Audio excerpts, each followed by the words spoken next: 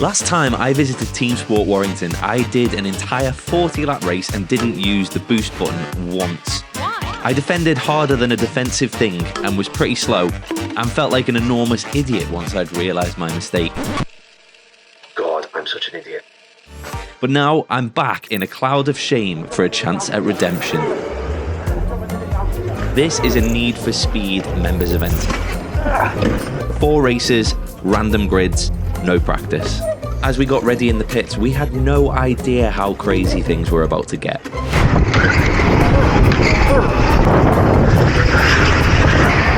probably tell what it's for. Oh!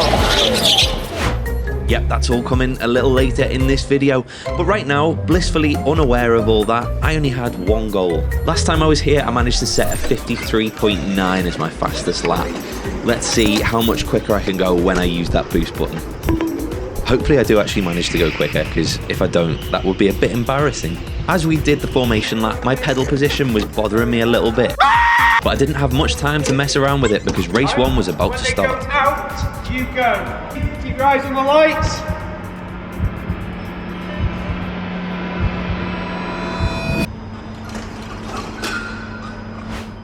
I'm going to restart that. If someone decides to jump start. When they go out, you guys go.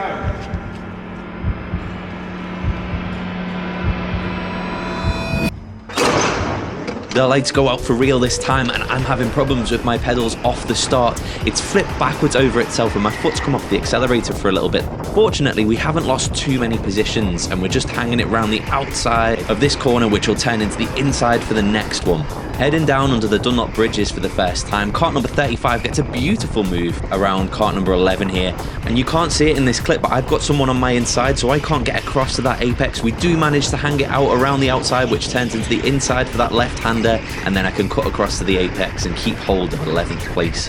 Up the ramp for the first time, and my seating position is starting to bother me a little bit here. Because the pedal has flipped back over itself, I'm now having to reach way further than I usually would to press the accelerator down. And that just means that I'm not as confident or consistent with my inputs. I get a massive helping of oversteer out of that final corner heading down the ramp, and I haven't pressed my boost yet, so this guy in the fluorescent helmet makes an easy move down my inside into that left-right kink. Flash forward to the start of lap 3, and the guy in the fluorescent helmet up ahead is trying to shape up a move, trying to set up a switchback on the kart ahead of him, and I'm getting a little bit interested here. Still not quite feeling comfortable having to reach for that accelerator, but I'm getting there. However, as we head into this right-hander, into the underpass section, there's a kart on my inside out of absolutely nowhere. He totally crept up on me, and he's got the inside into this right-handed hairpin, which gives him the place. The guy behind follows through, gets all out of shape going up the ramp. We give him a little love tap there, and I have just been rather unceremoniously shuffled down a further 2 positions. This isn't going great, is it? However, flash forward a couple more laps, and I'm starting to feel a bit more confident in this car. I'm kind of adjusting to this driving position, and there's some battling going on ahead, which is giving me confidence. I feel like I might be able to make a move at some point and try and gain one of those positions back. I'm getting really close to kart number 19 here, and I've managed to get just alongside him as we go into this sequence of corners, but there isn't enough room to actually shape up a move there. He's covered the inside really well. Is there a chance for a move into the underpass right-hander? No, again, he puts his kart really nicely on the inside of the track, but he does overshoot this left-hander, which then puts him slightly out of position into this right. I sense an opportunity, but I can't get my kart alongside him, and he closes it off. I just really want to draw your attention to this next clip right there, because I pressed the boost button. Yay, go me! Fast forward a couple more laps, and kart 19 is going for a beautiful move up the inside and up the ramp. Annoyingly, I'm not close enough to take advantage of that, but I suppose if I can find a bright side in this, at least I've got someone different to chase. Unfortunately, kart number 19's race was about to get ruined. As we head down to start lap number 9, he's all over the back of the guy in the fluorescent helmet, and he goes for a half-hearted lunge down the inside and gets spun out. And I think he ends up face first in the barrier. We both go through, and the yellows come out briefly. Very briefly, because then they go straight back to green again, and it takes us a couple of seconds to realise. I actually have a bit of a panic look around there just to make sure no one's got the jump on me. Later that same lap, I feel like I've started to get the measure of kart 11, and I think there might be a move on at some point here. I've pressed my boost, but for some reason I don't think it activated because the light on my dashboard thing is still on. He knows I'm coming now, and he's going defensive into these first hairpins, but he's getting really good exits out of them, and I'm just not able to get alongside. I'm close behind him now, though, as we go under the Dunlop bridges. Is there going to be an opportunity into this right-hander? No, he goes defensive immediately, which just closes it off for me, but it has put him out of position through these next corners, and as we go through this right-hand hairpin, he goes a little bit wide, and I'm able to cut back on the inside. We're side by side up the ramp. I've now got the inside. I leave a kart's width there for him, but he has to fall in behind me through this little right-left kink. There's no way you could run side by side through there. That was a legitimate overtake. We've moved up into P12. Really nice clean race in there. A little press of the boost button for good measure, and we're through. Next in my sights was our old friend in the fluorescent helmet, but he was miles up the road, so I really had to get my head down over the next few laps and just chip away at that gap.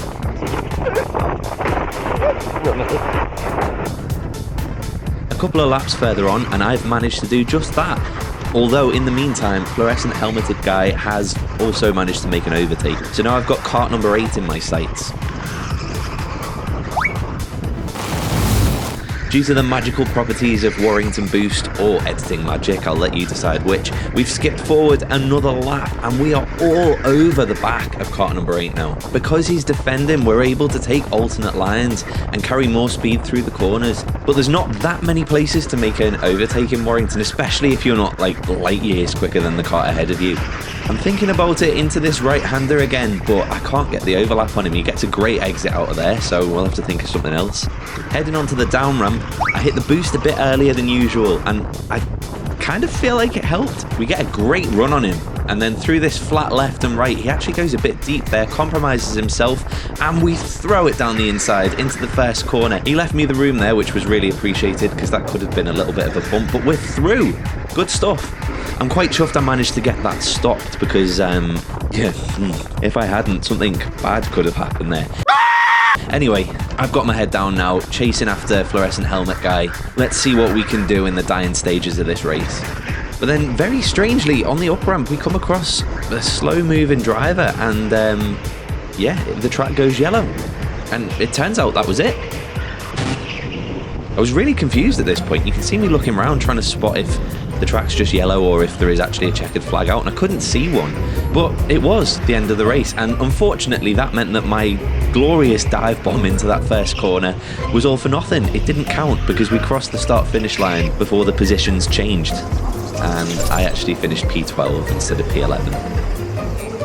Have I just made you watch a video of me finishing in exactly the same position that I started in? Yeah, sorry about that, but there's some good news. Although I didn't know it at the time, I'd actually managed to go quicker than my previous personal best by over a second. I'll take that, and we've still got 3 races to go. If I can keep that level of improvement up, I'll be the track record holder in no time. Do I detect a note of sarcasm? Are you kidding me? This baby is off the charts.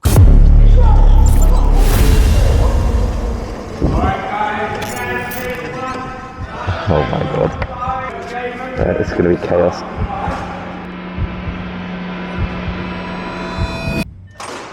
Starting last on the grid for race 2, we get a decent start, but there's not really anywhere to go. Everyone checks up on the inside there, and then there's just karts everywhere as we head through the second corner. I'm not really sure where to position myself here, but I think it's safe to say that whatever I chose there was probably the wrong choice, because as we go through the Dunlops for the first time, we're still last. As we get towards the end of the first lap, a questionable bit of contact up ahead sends a driver half spinning, and I managed to get through into 16th position, so we've made up a position on lap 1. Purely thanks to my talent, obviously. Crossing the start-finish line to start lap 2, guy in the red suit commits a murder. And once again, due to my significant talent, I've gained another position. But for this whole lap, I've had the kart behind me all over my rear bumper. And so as we head down the start-finish straight, I decided to just move out of his way and wave him through. And then hopefully I can follow him through and pick off a few more positions. That, by the way, is LS Racing, and you can go watch this race from his point of view on his channel. And why not subscribe while you're there? Sure enough, on the very next lap, Mr. Racing goes for a beautiful move down the inside of kart number 43, and he gets the kart ahead of him as well on the way up the ramp. We stick in the wheel tracks of kart 43, and all three of us make it past that poor driver, who just lost 3 positions in about 2 corners. Do you know what? I could get used to this method of overtaking where people ahead of you just create the gaps and you just drive through them. This is working really well.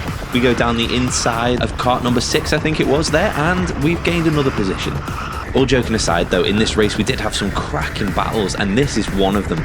Up ahead, Mr. Racing and the guy in the red suit were side by side briefly. I've taken advantage of that to chuck it down the inside, gained a position, but then as we're stuck on the outside of the next corner, we're now side by side all the way through the Dunlop S's, and he finally gets me back as we head into this right into the underpass. But then everything checks up ahead, and we take it down the inside. We get through. Number 11's raising his hand in frustration there. He clearly feels like he's been aggrieved. I slot him back behind kart 42, and in all that kerfuffle, we've made up 1 position, but I'm pretty sure about 7 or 8 positions were swapped then. And we're still not done. As we go down the start-finish straight, I get a great run on the kart ahead of me, and just as I pass him, the yellow flag comes out. In the moment, I actually wasn't sure if I overtook him under yellows or not. I think looking back at it, it was my position, but yeah. Let me know what you guys would have done if you were in my shoes there. Anyway, the green flags are back out and we're back racing again. I can't quite get the jump on kart 42, and so we slot in behind.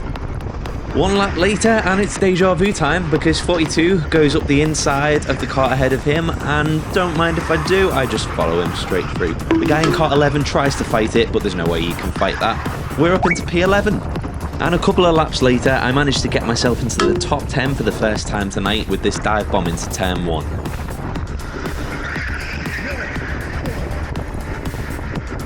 A couple of laps later and I've closed up to the karts ahead. Guy in the fluorescent helmet goes down the inside of the guy in the blue suit who's trying to fight it back, but it's a losing battle. I tuck in behind the guy in the fluorescent helmet, get a little nudge from behind, but that's all good. We're through. We're now up into P9. A couple of laps later still, and I'm all over the back of the guy with the fluorescent helmet, but I just can't find a way past. He's positioning his kart beautifully. He's not defending fresh air, so he's not compromising himself on any of the exits of these corners, and I'm just not close enough to go for a lunge. But as the laps tick by, I kept getting closer and closer, and I knew I had to go for it soon. My opportunity came when for the first time he defended into turn 3, meaning that he was compromised on his exit slightly. He had a slightly tighter line, and I got a better drive out of the corner to be right on his tail. He doesn't defend into the underpass section, and I flick my kart into the inside, but he's still there on the outside. He keeps his foot in, and I can't hang it round the outside of that left-hander, so I have to drop in behind him. And annoyingly, that was my only real moment. I kept close to him, but I couldn't get close enough to make another move, and we crossed the checkered flag in P9. Good racing that, man. I was trying it down that corner. So close. I was trying to avoid. Can't stick, can you? Can't make it stick. You get one stick outside, though. Yeah. Yeah. Go on, lad. Even though these electric karts are so much quieter than the petrol counterparts, you still can't really have a conversation. But I really enjoyed racing him there. That was good fun. Unfortunately, in the next race, he was about to get into a whole world of trouble. But more on that in a second. That felt like a much better race than the last one. Starting last, making my way up into the top 10, finishing P9, gaining 8 positions overall. Pretty happy with that. Annoyingly though, when I looked at the lap times, I'd actually managed to lap about 3/10 slower than I had in the first session. And I wonder if it was due to the fact that I'd moved my seat a bit further forwards, although sitting further away from the pedals felt weird to me at first. Maybe it's actually quicker. Anyway, we hopped out of the karts and had a quick break before getting ready for race 3. Guys, you have to come down to nice and slow. It's going to be on YouTube. I'm going to be very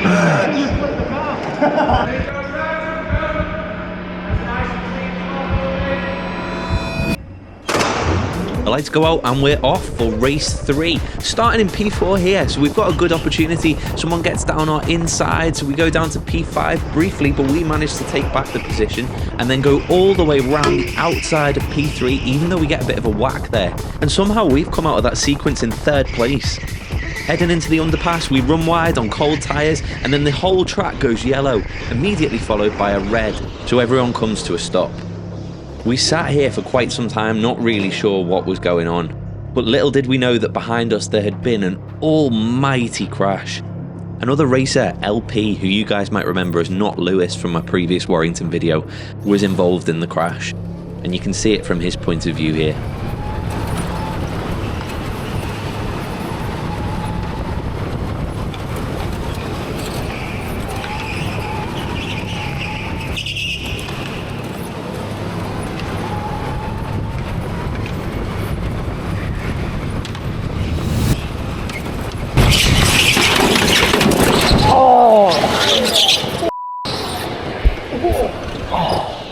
You alright? Yeah. You know, you alright?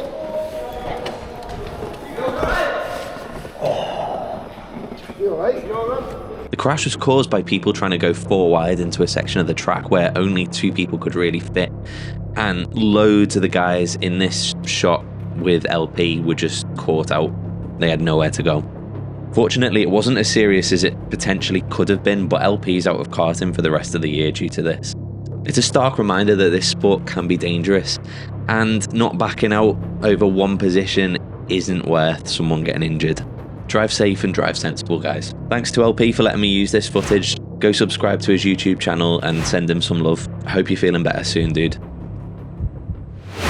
Yeah, it took a while, but we did restart race 3. And somehow I managed to pull off the exact same move as I had on the previous start. We dropped briefly down to 5th, got back up into 4th, and then headed round the outside of the 3rd hairpin to take 3rd place. Unfortunately, I then left a gap the size of a barn door open into the underpass section and dropped back down to 4th. And then, I'll be honest, the race was pretty uneventful. I did lose another position here, dropping to 5th. That guy in kart number 36 rather muscling his way through, but he was faster than me. I couldn't keep up with him, and in the end I had to settle for 5th place. With one race to go, I couldn't help but feeling that maybe I'd been a bit too timid. Maybe I need to get my aggressive side out, get my elbows out a little bit more. What a stupid idea!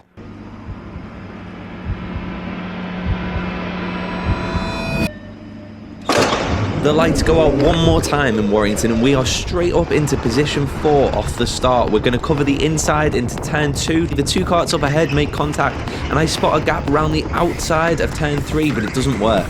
And the guy in kart 14 is making his displeasure known. I'm not really sure what he was upset with there. That all seemed pretty normal to me. But anyway, we head into the underpass in 5th place. Towards the end of lap 1, kart number 14 goes deep into turn 1 and Mr. Racing gets a lovely cut back on him and then squeezes him towards the inside, which means I can take the wider line and try and get a cut back. 14 leaves the door open into turn 3 and I manage to get alongside him at the apex, but he gets a better drive out of the corner. Heading into the underpass section, I feel like I've got the speed on him, I just need to get past. He goes deep into that right-hander, which then puts him out of position for the left and following right. But he parks it beautifully on the apex there, and I can't get up the inside of him. Towards the end of lap 2, I spot an opportunity. He's gone deep into that left-right, and I send it on the inside into that first corner. That felt very aggressive. I try and leave room for him, but I've got a kart squeezing me. We go through the second hairpin, and I just managed to hold on to the position up into P3.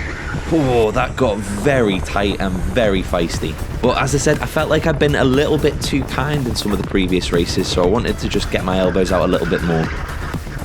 Heading into the underpass on the next lap, I saw the marshal waving something, but I couldn't really see what he was doing there, and immediately I'm under attack, so I have to just put my focuses back onto the track here. We've got a kart down our inside, another one around the outside as well. I managed to hold on to that place for P4 by just sticking to the inside up the ramp. The very next lap, as I'm heading back through the underpass, I thought I'd check to see if he was waving a black flag. I couldn't see a flag there. I don't know whether he was pointing at something, but yeah, it was a bit weird, so I just decided to carry on. But then on the next lap, he's now holding up a board. I couldn't see what it said, and then the marshal here is actually waving a black flag, which is the first one I saw. He was also pointing at me, which made it very clear it was for me, so I just pulled into the pits and got my telling off. You can probably tell what it's for. The move at turn 1 Yeah. then. Late, yeah, move. was on. If you're on the inside, you shoved another driver wide. Yeah, my bad. Just not in the future, yeah? My bad. Cheers, pal. And that was that. He was very fair about it, and yeah, I don't know whether I feel like it was over the line, but it was definitely very close to it. It was most definitely a dive bomb from a long way back. Here's me heading out onto the track and nearly tripping over the leaders. I just got well out of their way there. But yeah, naughty Alex, that was the race. I just kind of poodled around after that. I was last. There was no point doing anything silly, so I just got out of people's way. I'm genuinely really interested to know your thoughts on that black flag incident, so let me know in the comments. I came back to TeamSport Warrington for redemption. I'm not 100% sure I got it, but I did press the boost button and I did manage to go a second quicker than I had previously, so, you know, small victories. I hope you've enjoyed watching me make a fool of myself once again. Please subscribe if you haven't already, and I'll see you in the next one. Bye.